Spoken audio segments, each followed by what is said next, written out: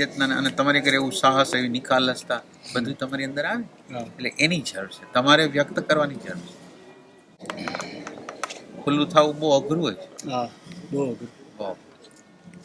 એની અંદર એક શેડ હોય.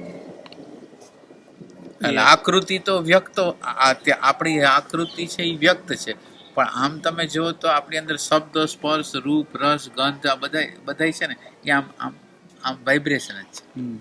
આમ ઓમ ઘટના બીજી કઈ નથી, આમ વાઇબ્રેશનની ઘટના. અને આપણે છી વાઇબ્રેશન જ. આપણને એવી નક્કર લાગે છે કે નક્કર છે. આપણો અનુભવ જે શરીરનો નક્કર લાગે.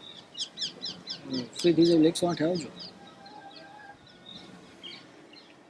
અચ્છા, એક જગ્યાએ બધાને જુદા જુદા અનુભવ થાય. ભાવ અનુસાર હોય, સાયકોલોજીકલ હોય, એક્ઝેક્ટ હોય. કોઈને એની ચેતના જે પ્રકારનું હોય એ પ્રકાર. પાછા બધાને હરખા દર્શન ન થાય. જ્યાં જાય ને હરખા દર્શન. અહીં બધાને જુદા જુદા દર્શન થાય છે. એક ઓબ્જેક્ટિવ હોય કે જે છે એવું દેખાવું, એક પોતાના ભાવ અનુસાર દેખાવું.